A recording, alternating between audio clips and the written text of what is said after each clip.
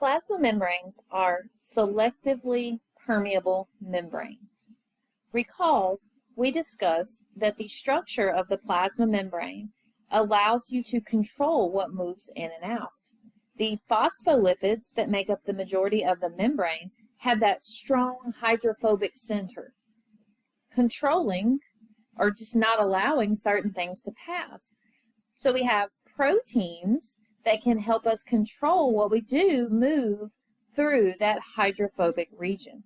So as we go through discussing the selectively permeable nature of membranes, what we're going to think about is we have a membrane and we have some things on one side, and we want to look at how can we move those to the other side of the membrane. Let's first think about filtration. By definition, filtration is a process in which pressure forces fluid through a membrane. So it's going to keep large particles back, but allowing water and some very small particles to pass through. A couple of examples that occur in your body are shown here. Water leaves blood to carry nutrients into your tissue. Water can move through the membrane. Kidneys actually filter your blood.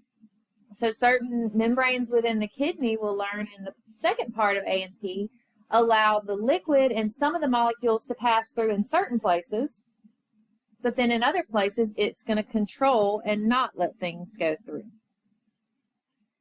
Now let's look at simple diffusion. Simple diffusion is the movement of particles from a high to low concentration of the particle. This is down the concentration gradient. So when we think about simple diffusion, we have a membrane. We have more particles on one side of the membrane than the other, and they will move from where there's more to where there's less of them. This is simple diffusion. No energy is required, and this can happen for nonpolar, hydrophobic, very small molecules. Remember, this membrane is actually a bilayer, and the inside of the membrane is hydrophobic. So it has to be something hydrophobic to move through by simple diffusion. Simple diffusion, high to low concentration, does not require energy, small, nonpolar, hydrophobic. So an actual image shows you here. Simple diffusion is what we see in this particular picture. These purple triangles actually represent a small nonpolar hydrophobic molecule, and it can simply move through the membrane through simple diffusion.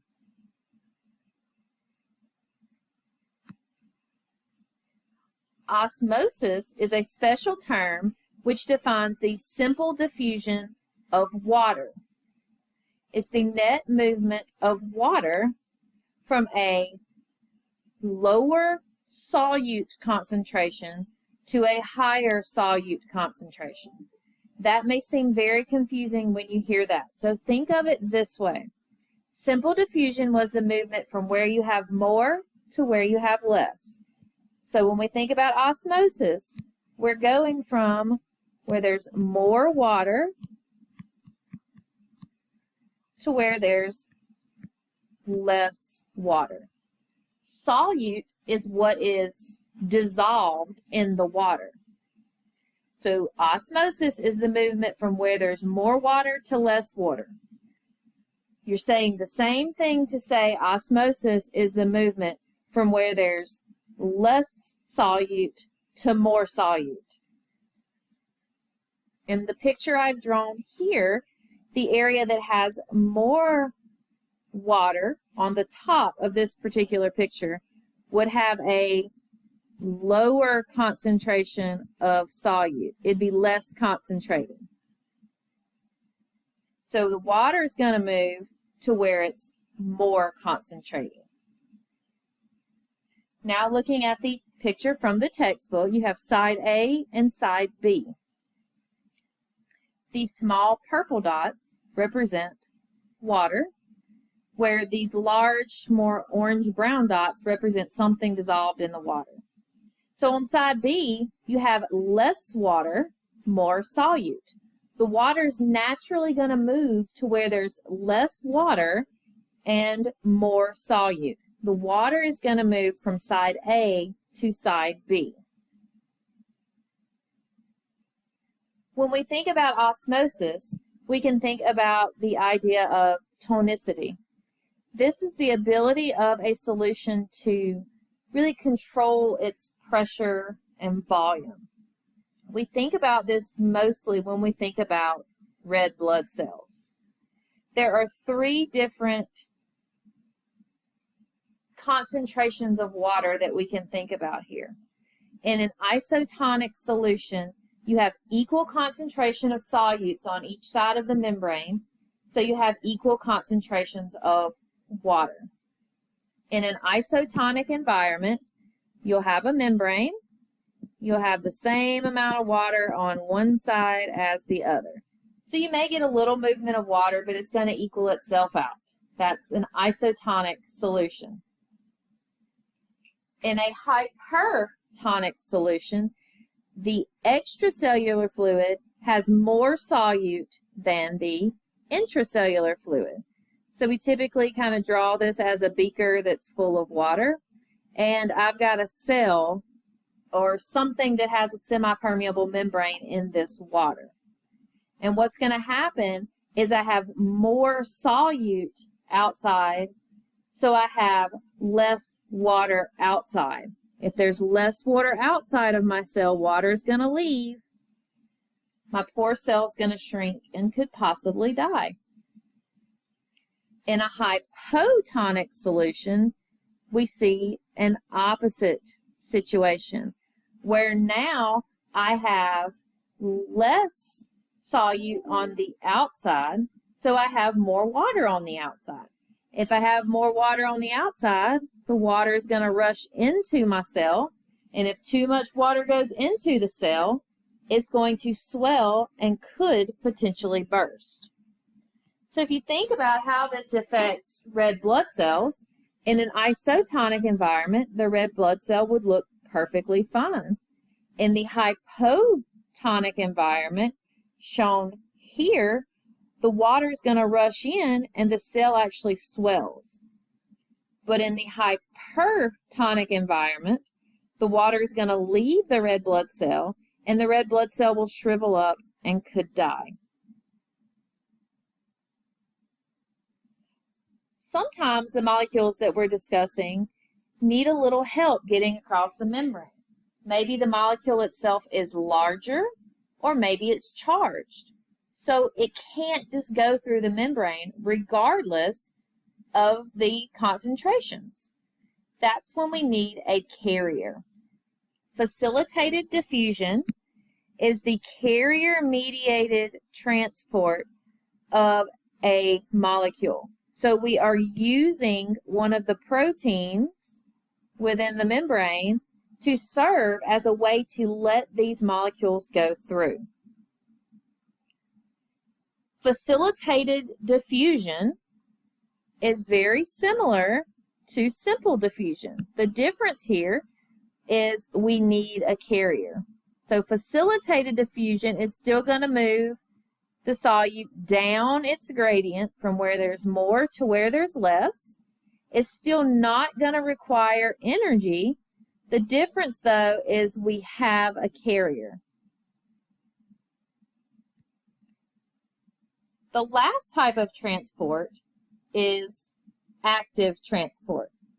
Active transport also requires a carrier, but the big key difference here is with active transport, you need a lot of energy because you are moving the solute up its concentration gradient. So you're now going to take your molecule and instead of moving it from where you have more to where there's less, you're going the opposite direction. So you could see why moving something up a concentration gradient would take energy. It takes a lot more energy to walk up a hill than it does down a hill. It turns out that active transport is probably one of the most important types of transport that we talk about in these types of classes because they do require energy. They're able to move molecules in a very important direction, and you need the energy to make this happen. And so I'll end this video by talking about one of the most important active transporters in our body, and that is the sodium-potassium pump. The sodium-potassium pump moves sodium and potassium, these are your abbreviations for sodium and potassium here, in opposite directions using energy.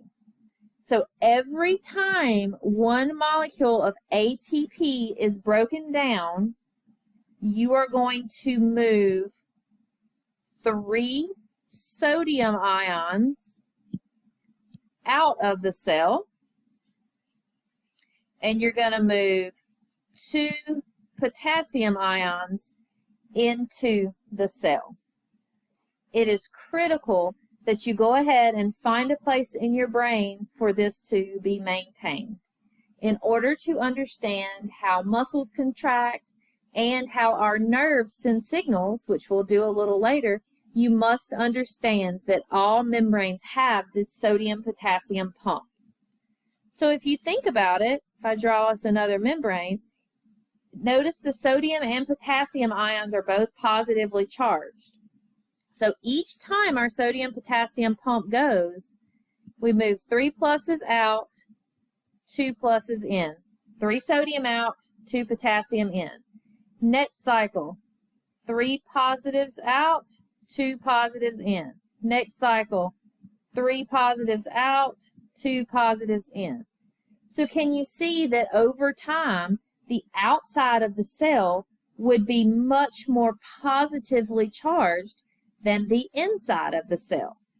And that's exactly what happens, is the outside of the cell is relatively positive and the inside of the cell is relatively negative because the sodium-potassium pump is always functioning. To review, we have 3 major types of transport: simple diffusion, facilitated diffusion, and active transport. Simple diffusion is the movement of molecules from a high concentration to a low concentration. No ATP, no carrier. Facilitated diffusion is the movement of molecules from a high concentration to a low concentration. No energy used, but a carrier is used. Active transport is the movement of molecules from a low concentration to a high concentration using both ATP and a carrier.